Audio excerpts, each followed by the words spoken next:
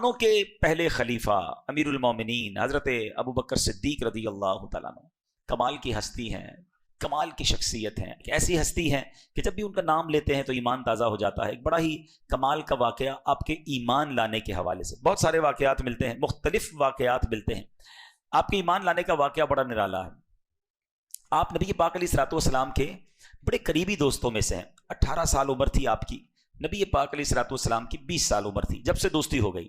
ابھی نبی پاک علیہ الصلوۃ والسلام نے اعلان نبوت نہیں فرمایا تھا، میرے آقا نے اعلان نبوت جب عمر مبارک 40 سال ہوئی جب فرمایا۔ اب کیسی دوستی تھی کہ بی بی عائشہ صدیقہ طیبہ طاہرہ رضی اللہ تعالی عنہا فرماتی ہیں کوئی دن ایسا نہیں گزرتا تھا جب نبی پاک ہمارے گھر تشریف نہ لاتے تھے، چونکہ دونوں کی طبیعت میں نفاست تھی، اللہ وحدہ لا شریک کہ رب مانتے تھے۔ حضرت ابوبکر صدیق نے کبھی بھی کسی بت کے آگے سجدہ نہیں کیا تھا، تو آپ نبی پاک کی طبیعت کے قریب آ گئے اور دوستی بڑی مضبوط ہو گئی۔ اب اعلان نبوت کا سال آ گیا، اس وقت آ گیا کہ جب نبی پاک نے اعلان نبوت کرنا تھا۔ حضرت ابوبکر صدیق رضی اللہ عنہ بزنس مین بھی تھے، تاجر بھی تھے، آپ تجارت کے لیے سفر کرتے تھے، تو ایک سفر کے لیے شام گئے۔ جب وہاں گئے تو رات ہو گئی، آپ کے ساتھ ایک غلام بھی تھا۔ اب ماجرا یہ ہوا کہ رات گزارنے کے لیے کوئی جگہ چاہیے تھی، تو ایک گرجا گھر تھا، عیسائیوں کی عبادت گاہ، ٹھیک ہے۔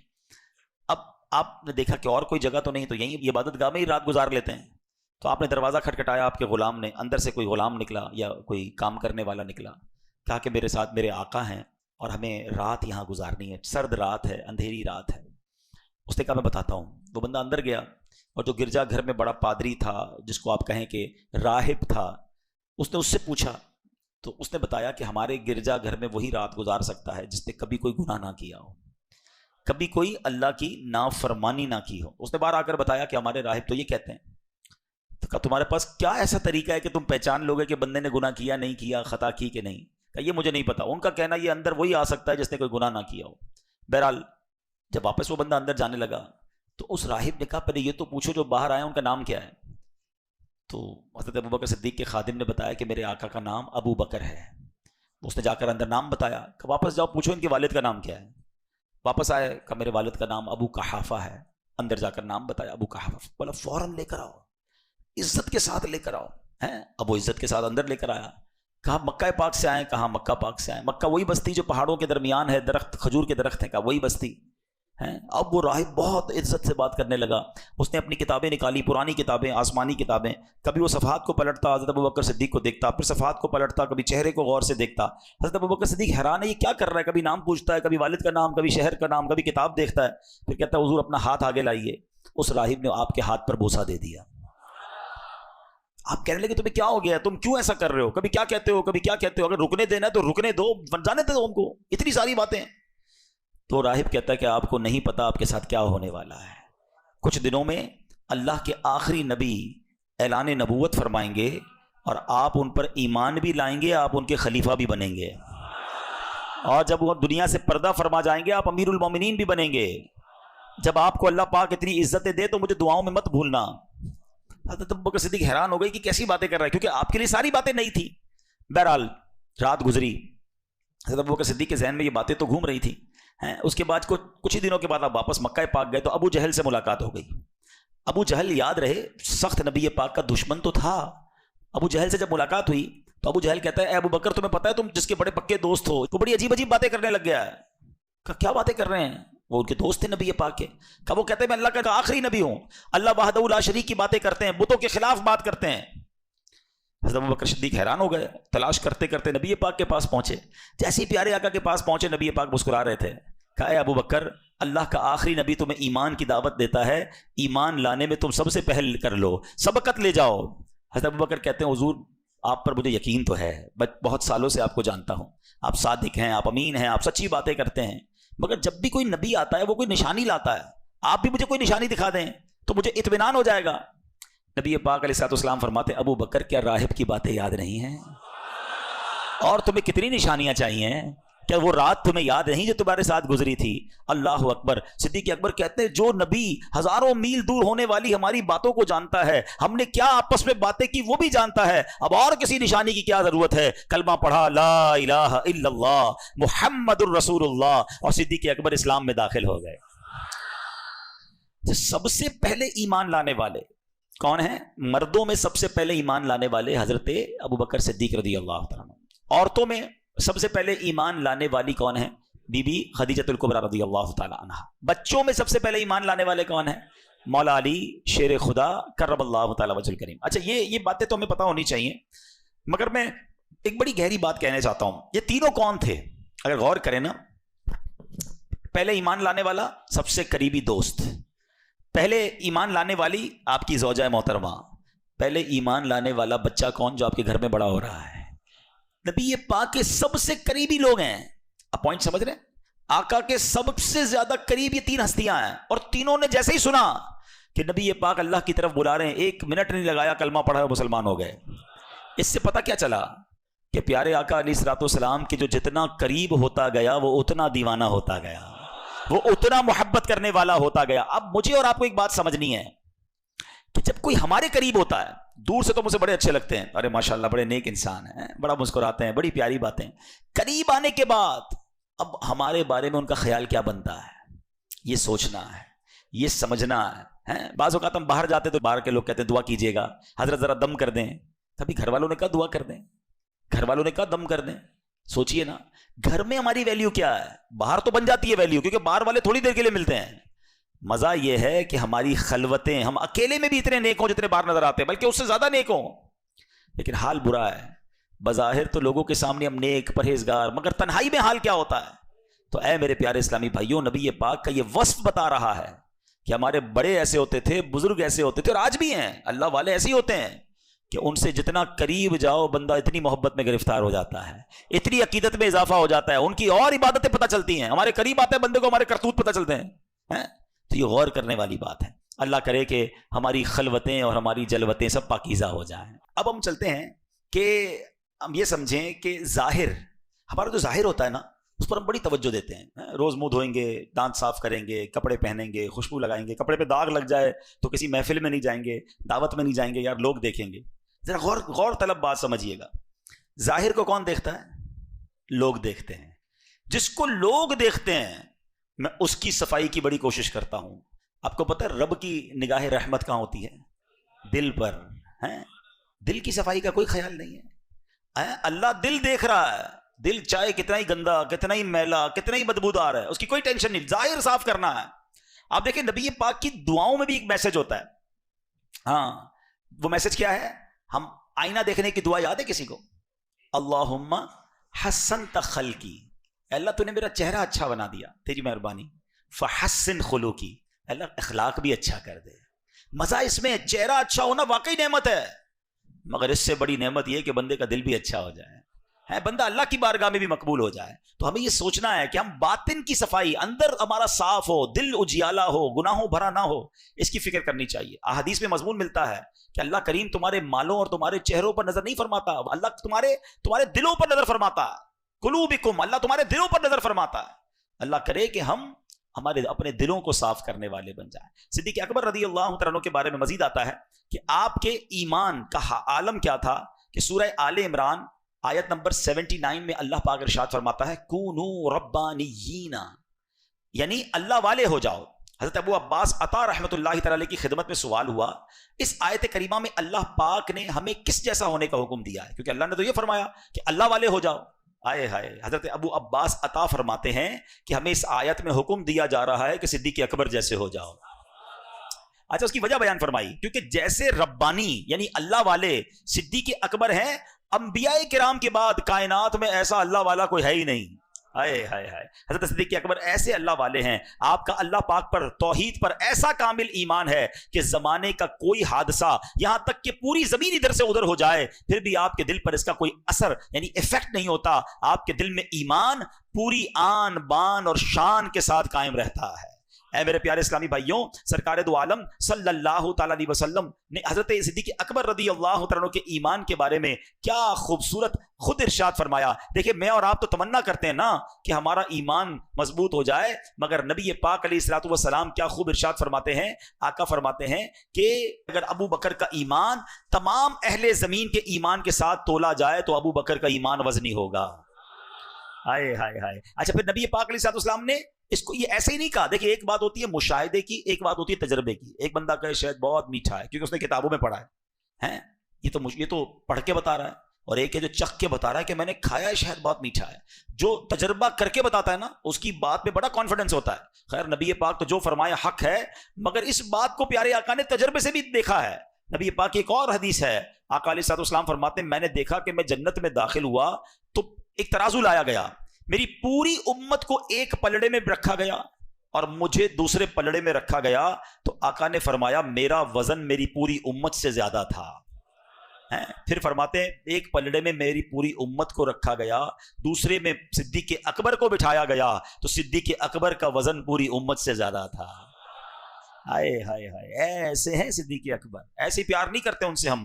اللہ پاک سیدنا صدیق اکبر کے ایمان کا صدقہ ہمیں نصیب فرمائے. ایمان کیسا مضبوط تھا, نبی پاک کی زبان سے نکلا بس وہ حق ہے.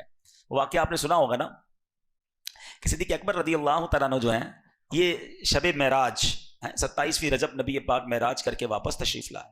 جب آقا واپس تشریف لائے تو نبی پاک نے مکے والوں کو جمع کیا اور بتایا کہ میں رات کے تھوڑے حصے میں مسجد اقصیٰ بھی ہو کر آیا, آسمان کی سیر بھی کرایا. تو باقی جو ایمان والے تھے وہ تو بڑے خوش ہوئے.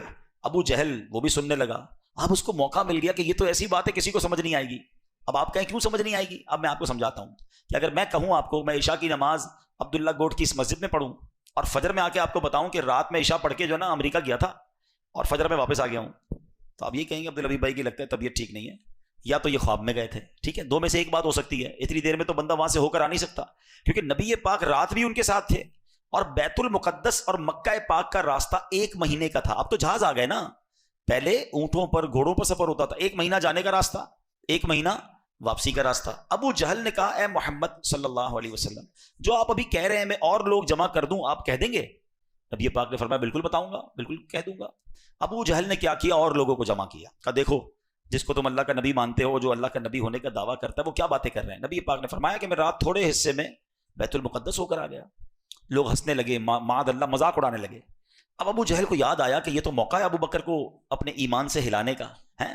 سیدنا ابو بکر رضی اللہ عنہ جب سے ایمان لائے تھے نا, مسلمانوں کو تو بڑی تقویت مل گئی تھی, طاقت مل گئی تھی. یہ کفار بڑے پریشان تھے کیونکہ آپ بڑے تاجر تھے, بڑا نام تھا, آپ کا روب تھا. تو یہ پہنچ گئے. ابو جہل پیارے آقا علیہ الصلوۃ والسلام کے سب سے قریبی ساتھی حضرت ابو بکر صدیق کے گھر پہ چلا گیا ابو جہل, اور دروازہ کھٹکھٹایا. سیدنا ابو بکر صدیق باہر آئے. کہا اے ابو بکر جس نبی سے محبت کرتے ہو تمہارے دوست پتہ ہے کیا کہتے ہیں؟ کہا کیا کہتے ہیں؟ کہا وہ کہتے ہیں کہ رات کے تھوڑے حصے میں بیت المقدس سے ہو کر آ گیا ہوں. تو حضرت ابو بکر صدیق فرماتے ہیں کیا واقعی میرے آقا ایسا کہتے ہیں؟ اچھا جب ہو سکتا ہے یہ صدیق اکبر نے سوال کیا ہو تو ابو جہل اور اس کے دوستوں نے سمجھاؤ کہ لگتا ہے کچھ کنفیوژن آ رہی ہے. کہا ہاں بالکل ایسا ہی کہتے ہیں. آئے ہائے, صدیق اکبر نے کچھ اور نہ کہا اگر میرے آقا کہتے ہیں تو سچ کہتے ہیں, میرے آقا کہتے ہیں تو سچ کہتے ہیں. کہا یہ تم کیسے مان سکتے ہو؟ کیا شاندار جواب دیا صدیق اکبر نے. آپ فرماتے ہیں میں تو اس سے بڑی خبروں کو مانتا ہوں. وہ بتاتے ہیں میرے پاس جبرائیل آتے ہیں, آسمان سے فرشتہ آتا ہے, وہ اللہ کی وحی لے کر آتا ہے, میں تو دیکھتا نہیں, میں وہ بھی مانتا ہوں. ارے وہ فرماتے جنت ہے, دوزخ ہے, قیامت آنے والی ہے, اللہ ایک ہے, وحدہ لا شریک ہے. میں نے رب کو نہیں دیکھا, میرے آقا فرماتے ہیں میں نے رب کو مانا. وہ کہتے ہیں جبرائیل آتے ہیں, میں نے جبرائیل کو مانا. وہ کہتے ہیں قرآن اترتا ہے, میں نے قرآن کو مانا. ارے جب آسمانی باتیں مانتا ہوں تو یہ تو ویسی زمینی بات ہے, میرے آقا نے فرمایا تو حق فرمایا. اچھا صدیق اکبر رضی اللہ تعالیٰ نے جو کیا نا, وہ پنجابی لوگ بڑی اچھی بات کہتے ہیں. وہ کہتے ہیں اسی منن والے سوچن والے نہیں ہیں. ہاں لبیک کہا نا انہوں نے, آقا نے فرمایا کہ حضور آپ نے کہا تو حق کہا. نبی پاک سے پوچھنے بھی نہیں گئے. اب یہ اتنا شاندار میسج ہے تمام لوگوں کے لیے جو آج شریعت کے معاملات میں کوسچن کرتے ہیں, سوالات کرتے ہیں, ایسا کیوں حضرت, یہ کیوں ہوا, یہ حکم کیوں نازل ہوا, اس کے پیچھے کوئی لاجک بتائیے, اس کے پیچھے حکمت کیا ہے. بھائی ہم بندے ہیں, ہمارا کام سوال کرنا نہیں ہے, بندے کا کام ماننا ہوتا ہے. ہم نے اللہ کو نہیں دیکھا تو رب کو مان لیا ہے. جبرائیل قرآن لے کر آئے, ہم تو قرآن کو مانتے, اللہ کی کتاب ہے. اب جب حدیث پہنچی نبی پاک نے فرمایا تو خواہ خواہی کے سوال کیسے. تو ہمارا کام دینی احکام میں سوال کرنا نہیں ہے, ہمارا کام ان احکام کو ماننا ہے. اچھا اب 2 بات چلی پڑی ہے, چلیں ایمان والوں کے ایمان میں اور اضافہ کر دوں, عاشقان رسول کے دلوں میں اور خوشی داخل کر دوں, اور کچھ لوگ جو خامہ خائی کی کنفیوژن پھیلاتے ہیں اس کا بھی علاج کر دیتے ہیں. پہلی بات, 27 رجب گزری, صبح آ گئی. نبی پاک نے جب معراج کا واقعہ سنایا تو ایمان والوں کو کیا ہوا؟ خوشی ہوئی نا. کیا ہوا بتاؤ نا بھائی. اور بے ایمانوں کا کیا ہوا؟ تکلیف ہوئی, پریشانی ہوئی. یہ آج تک ہو رہی ہے, سمجھ گئے؟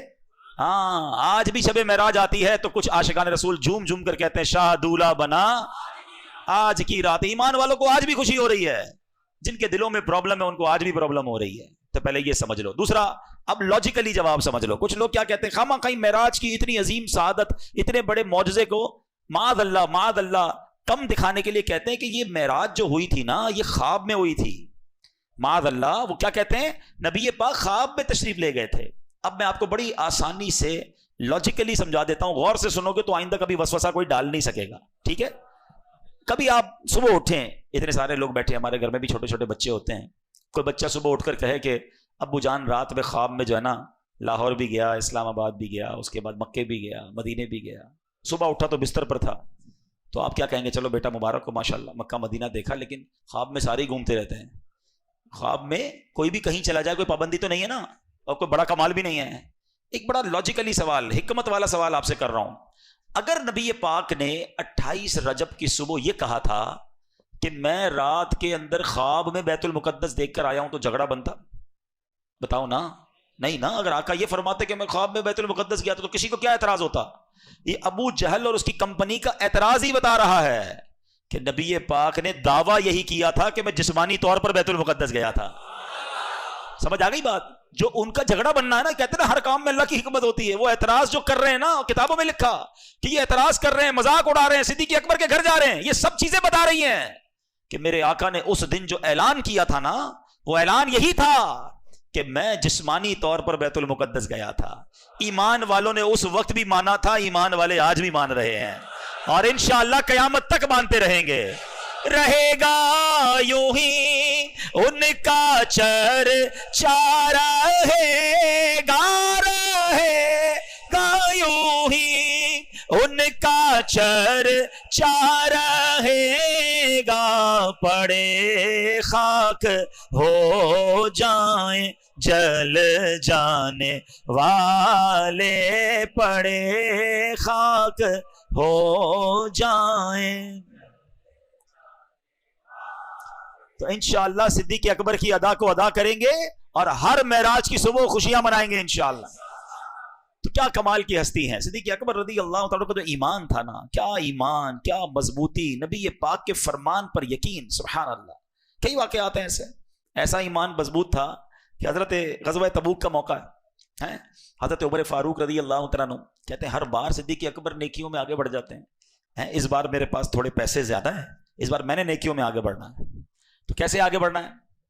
انہوں نے کیا کیا, مسلمانوں کو مال کی ضرورت تھی تو آدھا مال لیا اور نبی پاک صلی اللہ علیہ وسلم کے قدموں میں پہنچ گئے.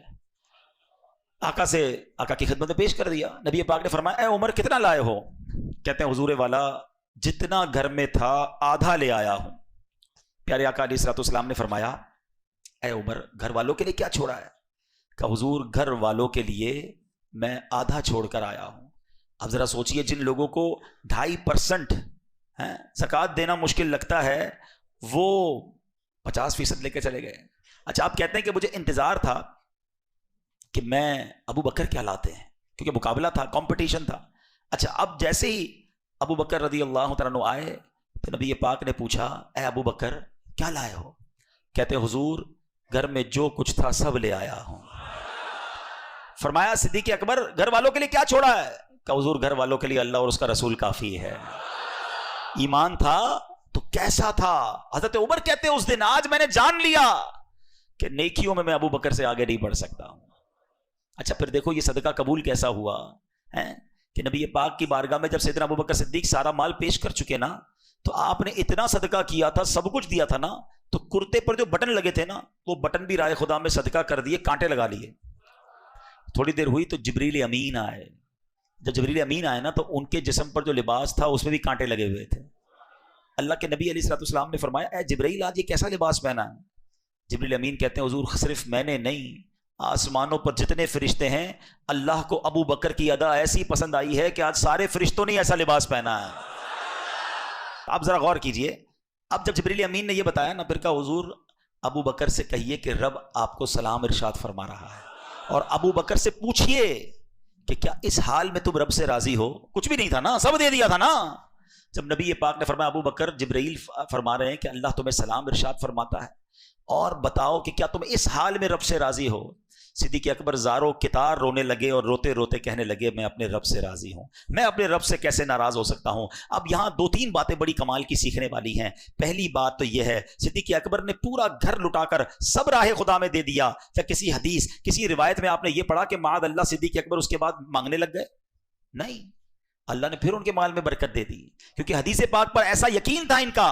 اللہ کے نبی فرماتے میں خدا کی قسم کھا کر کہتا ہوں راہ خدا میں خرچ کرنے سے مال کم نہیں ہوتا، صدقہ دینے سے مال کم نہیں ہوتا، تو جو بھی صدقہ کرتا ہے اللہ اس کے مال میں برکت ڈال دیتا ہے۔ دوسری بات، صدیق اکبر سے رب نے پوچھا اے ابو بکر راضی ہو؟ آپ کہتے ہیں اللہ سے میں کیسے ناراض ہو سکتا ہوں، بالکل راضی ہوں، کچھ نہیں ہے اور راضی ہیں، ہمارے پاس بہت کچھ ہے ہم پھر بھی راضی نہیں ہیں، فرق ہے نا؟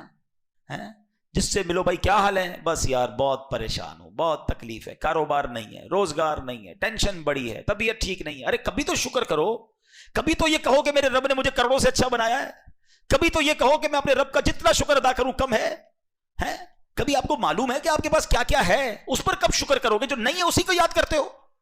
آپ کروڑوں سے اچھی لائف گزار رہے ہیں، جی ہاں، ہو سکتا ہے کوئی میرا بھائی کہے یار یہ مولانا صاحب کیسی باتیں کر رہے ہیں، میں تو نوکری کرتا ہوں، کرائے کے گھر میں رہتا ہوں، قرضے میں ڈوبا ہوا ہوں، کیسے میں اچھی لائف گزار رہا ہوں؟ میں بتاتا ہوں آپ کو، جتنے بھی بھائی ادھر ہیں نا سارے اپنے پیروں پہ چل کے اندر آئے ہیں۔ کئی لوگ ہیں جن کے پاس پیر ہی نہیں ہیں۔ آپ سب نے دوپہر کو کچھ نہ کچھ کھایا ہوگا، آج کروڑوں لوگ ایسے بھی ہیں دنیا میں جنہوں نے آج صبح سے کچھ نہیں کھایا ہوگا۔ میں اور آپ سب واپس جائیں گے نا، ہمارے پاس گھر ہوگا، بستر تیار ہوگا، کوئی کمبل بھی ہوگا، کوئی تکیہ بھی انتظار کر رہا ہوگا، مگر ایسے بھی لوگ ہیں جو آج سردی کی رات بغیر کمبل اور بغیر تکیے کے کھلے آسمان تلے سوئیں گے۔ ہم سب اپنے تمام کاموں سے فارغ ہو کر واش روم کے ذریعے اپنا استنجا وغیرہ خود کر لیتے ہیں۔ کبھی دیکھا ہے آپ نے ان لوگوں کو جن کو پیشاب کرنے کے لیے بھی نالی لگائی جاتی ہے؟ ان کی تکلیف کا پتہ ہے۔ ڈائلسس کے مریض سے ملو تو وہ تھوڑا سا پانی بھی پیتے ہوئے ڈر رہا ہوتا ہے کہ پانی پیوں گا تو اس کا حال کیا ہوگا، جتنا پانی چاہیے ہم پی لیتے ہیں۔ اللہ کی کس کس نعمت کو گنواؤں میں؟ ذرا سارے میرے بھائی آنکھیں بند کریں، سب آنکھیں بند کریں۔ کچھ نظر آ رہا ہے آپ کو؟ کچھ بھی نظر نہیں آ رہا، اندھیرا نظر آ رہا ہے۔ اب آنکھیں کھول دیجئے، سب نظر آنے لگ گیا۔ تھوڑی دیر پہلے جو آپ کو اندھیرا نظر آ رہا تھا نا، جو نابینا ہوتا ہے نا اس کو صرف یہی نظر آتا ہے، ساری زندگی یہی نظر آتا ہے۔ کبھی ان آنکھوں کا شکر ادا کیا ہے؟ اللہ نے اندھا نہیں بنایا، اللہ نے لنگڑا نہیں بنایا، اللہ نے بغیر ہاتھ کے پیدا نہیں کیا ہے۔ لوگ پیدا ہوتے ہیں نا، ایک گردے والے پیدا ہوتے ہیں، دل میں سوراخ ہوتے ہیں، کیسی کیسی بیماری آج تو ہم سن رہے ہیں۔ کب شکر ادا کرو گے؟ اتنی رب کی نعمتیں۔ میں ایک واقعہ کئی بار پہلے بھی بیان کیا، میں ایک بہت بڑے بزنس مین ہیں، ان کے والد صاحب سے ملنے گیا، اللہ ان کے والد صاحب کی مغفرت فرمائے، اب تو انتقال ہو گیا، لیکن جب وہ بیمار تھے نا تو میں ان کے گھر پہ گیا ان سے ملنے۔ اب یقین کریں میں نے زندگی میں پہلی بار وہ بیماری سنی تھی، پہلی بار پتہ چلا کہ یار ہم پر اللہ کے اور کتنے احسان ہیں۔ ان کو پتہ ہے پرابلم کیا ہوا تھا؟ ان کے سر پر ایک فالج کا اٹیک ہوا تھا، جس کی وجہ سے یہ اللہ پاک نے ہمارا پورا جو سر ہے نا، دماغ، اس کے ہر حصے میں کوئی کام رکھا ہے۔ یہ میں جو ہاتھ ہلا رہا ہوں نا، مثال دے رہا ہوں، دماغ کا کوئی حصہ ہے جو اس ہاتھ کو کنٹرول کر رہا ہے، کوئی حصہ ہے جو میری زبان کو کنٹرول کر رہا ہے، کوئی ایک حصہ ہے جو میرے اس ہاتھ کو کنٹرول کر رہا ہے، پورے باڈی کو کنٹرول یہاں سے ہو رہا ہے۔ تو ان کے دماغ میں کوئی ایک ایسا حصہ ڈیمیج ہو گیا کہ اب دیکھیں ذرا غور سے سمجھیے گا میری بات، میں اور آپ جب بھی کوئی پانی پیتے ہیں، نوالا رکھتے ہیں، تو ہم کیا کرتے ہیں؟ منہ میں رکھتے ہیں نا، اندر کیسے جاتا ہے؟ یہ کرتے ہیں، پھر اندر جاتا ہے نا، تھوڑا سا پش دیتے ہیں، اندر جاتا ہے، حلق سے نیچے اترتا ہے۔ ان کو یہ بیماری ہو گئی تھی کہ پانی یا کھانا زبان پہ رکھ دیں، وہ گلے سے نیچے اترنے والا جو آرڈر ہے نا، دماغ کا جو حصہ دیتا ہے وہ سن ہو گیا تھا۔ میں شاید سمجھا نہیں پا رہا، آپ حیران ہو جاؤ گے، میری پہلی بار پتا چلا۔ یہ میں پانی ہے نا، بسم اللہ الرحمن الرحیم، پانی اندر کیسے گیا؟ منہ تک تو میں لے گیا، اندر جانے کے لیے میرے حلق سے میں نے ایک تھوڑا سا منہ سے پش دیا، وہ اندر گیا۔ ایسا ہی ہے نا، ایسے ہی کھاتے ہو نا۔ یہ جو حلق سے نیچے اترنا ہے نا، یہ ایسے نہیں ہوتا، یہ دماغ کا ایک حصہ ہے جو حلق کو آرڈر دیتا ہے کہ اب تمہارے منہ میں کھانا آ چکا ہے، اب اس کو اندر لے جاؤ۔ ان کی زبان پر کھانا پڑا رہتا تھا، پانی پڑا رہتا تھا، دماغ آرڈر نہیں دیتا تھا کہ اندر جائے۔ اللہ نے اربوں، کروڑوں پتی پارٹی نہیں تھی، اربوں پتی پارٹی، کہتے سارے ڈاکٹروں کو دکھا دیا۔ میں نے کہا حل کیا ہے اس کا؟ بولا کوئی حل نہیں ہے۔ کچھ عرصے کے بعد اگر رب نے چاہا تو یا تو یہ حصہ ٹھیک ہو جائے گا، یا دماغ کے دوسرے حصے کو اللہ کریم یہ طاقت دے گا کہ وہ حلق سے نیچے اتارنا شروع کرے گا۔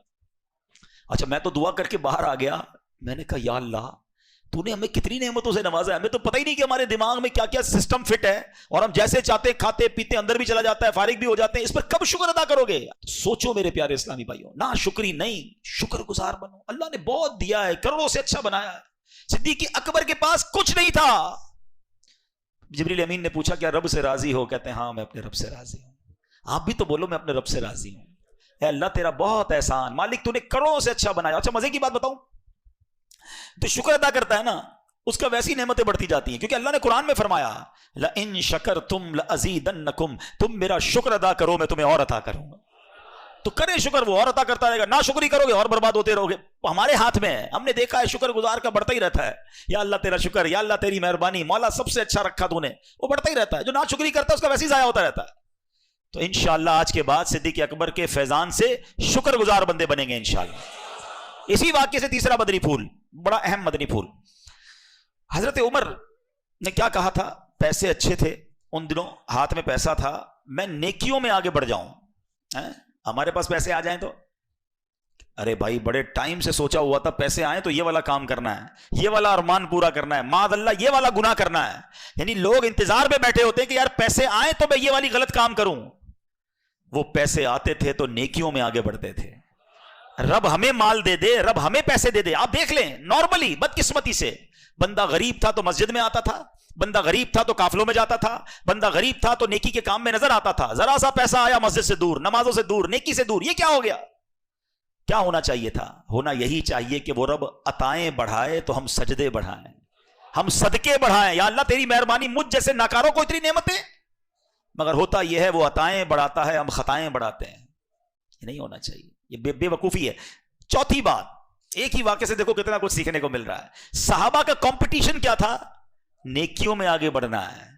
हमारा कंपटीशन क्या है? माल में आगे बढ़ना है। इसका घर मेरा इससे बड़ा होना चाहिए, इससे अच्छा मोबाइल होना चाहिए मेरा, इससे अच्छी घड़ी होनी चाहिए, इससे अच्छी गाड़ी होनी चाहिए। किसी को देखा हमें टेंशन शुरू हो जाती है, अरे ये कब तक मुकाबला करोगे? लोगों का बड़ा घर देखते हो अपना छोटा घर बुरा लगने लग जाता है। ना करो ऐसा। अगर जिंदगी सुख वाली गुजारनी है ना तो एक फार्मूला याद कर लो आज। जिंदगी अगर सुकून वाली गुजारनी है कि नेमतों में अपने से पीछे वाले को देखें और नेकियों में अपने से आगे वाले को देखें। यार किसी लैंड क्रूजर वाले को देखकर ये ख्याल आता है मेरी गाड़ी कब आएगी? किसी तहज्जुद गुजार को देखकर ख्याल क्यों नहीं आता मैं तहज्जुद गुजार कब बनूंगा? किसी मुफ्ती को देखकर, आलिम को देखकर ये ख्याल क्यों नहीं आता कि यार ये आलिम दीन बन गए, इनकी तो फजीलत पे हदीस है, मैं क्यों नहीं बना? किसी जन्नत की तरफ जाने वाले को देखकर क्यों दिल में ख्याल नहीं आता? दुनिया वाले को देखकर, माल वाले को देखकर ख्याल आता है। समझो हम गलत रास्ते पर जा रहे हैं। हमें थोड़े दिनों में दुनिया से चले जाना है। अब कितना जिएंगे भाई, कभी भी चले जाएंगे। तो जब जहां जाना है ना वहां काम पैसे नहीं आने, वहां नेकियां काम आनी है, वहां अमाल काम आने हैं। तो नेक अमल करने वाले को देखकर कंपटीशन करो ना, कौन मना करता है? कैसा कंपटीशन था सहाबा किराम में। एक बार नबी पाक अलैहिस्सलाम जलवा फरमा थे, तो आका अलैहिस्सलाम ने क्या खूबसूरत इरशाद फरमाया कि कौन है, हदीस का मजमून है कि कौन है जिसने आज रोजा रखा है? सिद्दीक अकबर रज़ी अल्लाह तआला अन्हु हाथ उठाते हैं, हुजूर मैंने रोजा रखा है। नबी पाक ने फरमाया आज कौन है कि जिसने मरीज की इयादत की है? कहते हुजूर आज मैंने मरीज की इयादत की है। नबी पाक ने इरशाद फरमाया कौन है कि जिसने राह खुदा में सदका दिया है? सारे सहाबा खामोश हैं। सिद्दीक अकबर कहते हैं हुजूर आज मैंने सदका भी दिया है। अल्लाह के हबीब अलैहिस्सलाम फरमाते हैं उस जाते पाक की कसम जिसके कब्ज़े कुदरत में मेरी जान है, एक दिन में इन आमाल को बहुत कामिल ईमान वाले मोमिन ने ही जमा किया और वो इन आमाल के जरिए ही जन्नत में दाखिल हुआ। आए हाय, अल्लाह करे कि हम भी नेकियों का इस तरह एहतमाम किया करें। सिद्दीक अकबर की शान क्या क्या बयान करें, इतने वाकयात हैं, इतने वाकयात हैं। आपके बारे में आता है एक बार नबी पाक अलैहिस्सलाम ने क्या खूबसूरत इरशाद फरमाया। आप फरमाते हैं कि मैंने ख्वाब देखा और मुझ पर कई लोग पेश किए गए। उन्होंने कमीज पहन रखी थी, किसी की कमीज सीने तक थी, किसी की घुटने तक थी, और किसी की कमीज नाफ तक थी, किसी की आधी पिंडली तक थी। और मुझे उमर फारूक दिखाए गए, उनकी कमीज उनके पाँव के भी नीचे की थी, घिसट रही थी। तो साहबा किराम ने पूछा या रसूल अल्लाह इस पर आपने क्या ताबीर किया, इस ख्वाब की ताबीर क्या है? तो आका अलैहिस्सलाम ने फरमाया कि जिसकी कमीज सीने तक थी वो कमजोर ईमान वाले थे, जिनकी कमीज नाफ तक थी वो थोड़ा उससे ज्यादा ईमान वाले थे, जिनकी आधी पिंडली तक थी वो उससे मजबूत ईमान वाले थे। उमर फारूक की कमीज उनके कदमों से नीचे घिसट रही थी कि उमर फारूक कामिल ईमान वाले थे। हाय हाय, मजबूत ईमान वाले थे। अल्लाह अकबर। लेकिन हजरत उमर जिनके बारे में नबी पाक ने फरमाया कि उनका ईमान इतना मजबूत है, हजरत उमर कहते हैं कि मेरी ख्वाहिश है कि काश में अबू बकर के सीने का एक बाल होता। ये मर्तबा सिद्दीक अकबर रज़ी अल्लाह तआला का है। एक बार नबी पाक अलैहिस्सलाम और बीबी आयशा सिद्दीका तैयबा ताहिरा रज़ी अल्लाह तआला अन्हा कहीं जलवा फरमाते, रात का वक्त था, आसमान पर सितारे کبھی کبھی آسمان پر ستارے بہت پیارے لگتے ہیں، شہروں میں تو کم نظر آتے ہیں، کبھی کھلی فضا میں جائیں، گاؤں میں جائیں، مدنی قافلے میں جائیں تو نظر آتے ہیں۔ تو پیارے آقا علیہ الصلوۃ والسلام اور بی بی عائشہ جلوہ فرما ہے، بی بی عائشہ پوچھتی ہیں نبی پاک سے، حضور کتنے سارے ستارے ہیں، کیا حضور کوئی ایسا بھی ہے جس کی ستاروں جتنی نیکیاں ہوں؟ جتنے تارے ہیں کیا کوئی ایسا ہے جس کی اتنی ساری نیکیاں ہوں؟ نبی پاک علیہ الصلوۃ والسلام نے فرمایا ہاں، عمر ایسا ہے کہ جس کی اتنی ساری نیکیاں ہیں۔ حضرت عمر کی نیکیاں جتنے آسمان پر تارے ہیں۔ اچھا، بی بی عائشہ بیٹی کن کی ہیں؟ حضرت ابو بکر صدیقی۔ انہوں نے تو حضرت عمر کی تعریف سنی، کہتے حضور پھر میرے والد کی کتنی نیکیاں ہیں؟ بیٹی تو باپ کے لیے سوال کرے گی نا، بڑا محبت والا انداز ہے کہ حضور میرے بابا جان کی کتنی نیکیاں ہیں؟ نبی پاک نے کیا خوب فرمایا، فرمایا ابو بکر کی غار ثور والی ایک نیکی عمر کی تمام نیکیوں سے زیادہ ہے۔ تو یہ شان ہے حضرت عمر فاروق کی بھی اور صدیق اکبر۔ خود حضرت عمر فاروق فرمایا کرتے تھے، جس کا مضمون ہے کہ مجھ سے میری ساری نیکیاں لے لی جائیں اور ابو بکر کی وہ غار ثور والی نیکی مجھے مل جائے۔ تو سبحان اللہ، وہ ہستیاں ہیں یہ، اللہ ان کے صدقے ہمیں خوب نیکیاں کرنے کی توفیق عطا فرمائے، ہمیں علم دین سیکھنے کا شوق نصیب فرمائے، اللہ اپنی راہ میں دل کھول کر ہمیں خرچ کرنے کی بھی توفیق عطا فرمائے۔ آخری بات صدیق اکبر کے بارے میں، پھر میں اپنے بیان کو ختم کرتا ہوں، کہ جب یہ آپ نے اللہ کی راہ میں سب کچھ دے دیا نا، تو صدیق اکبر خود فرماتے ہیں، جس دن میں نے قرآن پاک میں وما من دابۃ فی الارض الا علی اللہ رزقھا، اللہ قرآن میں کیا فرماتا ہے؟ زمین پر چلنے والا کوئی ایسا نہیں جس کا رزق اللہ کے ذمہ کرم پر نہ ہو۔ آپ کہتے ہیں جب سے میں نے یہ آیت پڑھ لی ہے، خدا کی قسم میں نے روزی کی فکر ہی چھوڑ دی ہے۔ جب اللہ نے زمین پر چلنے والے ہر کسی کے لیے، چونٹی کے لیے بھی رزق لکھ دیا ہے، تو مجھے بھی عطا فرمائے گا۔ روزی کے لیے اتنی ٹینشن جو لوگ لے کے بیٹھے ہوتے ہیں نا، یار کل کیا ہوگا، اگلی مارکیٹ پتہ نہیں کہاں چلی جائے گی، سال بعد کیا ہوگا، 5 سال بعد کیا ہوگا، اسی ٹینشن میں رہتے ہیں۔ دیکھیں اللہ کریم نے ہم سب کی روزی لکھی، وہ مل کر رہے گی۔ جس کی گارنٹی ہے نا اس کی فکر ہمیں زیادہ ہے، جس کی گارنٹی نہیں اس کی فکر ہی نہیں ہے۔ دیکھیں نا، مغفرت کی فکر نہیں ہے، مغفرت کی ٹینشن کون لے رہا ہے؟ ایمان سلامت رہنے کی گارنٹی نہیں ہے۔ ہم میں سے کس کو یہ فکر ہے کہ میرا ایمان سلامت رہے گا کہ نہیں؟ سب کو ٹینشن یہی ہے، کل کیا ہوگا، مارکیٹ کا کیا ہوگا، آگے نوکری کا کیا ہوگا، کاروبار کا کیا ہوگا، ایک دکان کو 2 دکان کیسے کروں گا، اتنی ٹینشن لی ہوئی ہے۔ تو اے میرے پیارے اسلامی بھائیوں، جس بات کی گارنٹی نہیں ہے نا، اس بات کی فکر کرو، ایمان کی سلامتی کی، مغفرت کی، قبر روشن ہو جائے، اس کی فکر کریں۔ اللہ کرے کہ صدیق اکبر رضی اللہ تعالیٰ عنہ کا ہمیں فیضان نصیب ہو جائے، ہم ان کے صدقے اپنی آخرت کی تیاری کرنے کی جو ہے وہ فکر کریں۔ آپ کو علم دین کا پتہ ہے کیسا شوق تھا، آپ کا ایمان کیسے اتنا مضبوط ہو گیا؟ خود فرماتے ہیں کہ آپ بارگاہ رسالت میں حاضر ہوتے اور نبی پاک سے روز ایک ہی سوال پوچھتے، یا رسول اللہ صلی اللہ تعالیٰ علیہ وسلم ایمان کیسے کہتے ہیں؟ نبی پاک ایمان کا ایک درجہ بیان کرتے، صدیق اکبر گھر جا کر اس پر عمل کرتے، اگلے دن آ کر پھر سوال کرتے حضور ایمان کیسے کہتے ہیں؟ نبی پاک اگلا درجہ بیان کرتے، آپ گھر جاتے اس پر عمل کرنا شروع کر دیتے، پھر آ کے سوال کرتے حضور ایمان کیسے کہتے ہیں؟ حضور اور اوپر کا درجہ بیان کرتے۔ علماء فرماتے عمل کرتے رہے، ایک ایک درجہ طے کرتے رہے، یہاں تک کہ ایمان کے بلند ترین درجے پر پہنچ گئے۔ سیکھنے کا جذبہ، سوال کا جذبہ، بزرگوں کی بارگاہ میں حاضری کا جذبہ۔ ہم میں سے کون ہے جو مفتی صاحب کے پاس جاتا ہے؟ کون ہے جو عالم دین کے پاس جا کر کوئی سوال پوچھتا ہے؟ ٹائم ہی نہیں ہے۔ دوستوں میں بیٹھنے کے لیے گھنٹوں ہیں، معاذ اللہ موبائل پر گھنٹوں گزار دیں گے۔ علماء کے پاس، مفتیان کرام کے پاس، علم دین کی مجلس میں نہیں آتے۔ مدنی قافلوں میں سفر کیا کریں تو انشاءاللہ عمل کرتے رہیں گے، علم سیکھتے رہیں گے، ایک دن آئے گا ہمارا ایمان بھی اور مضبوط ہو جائے گا۔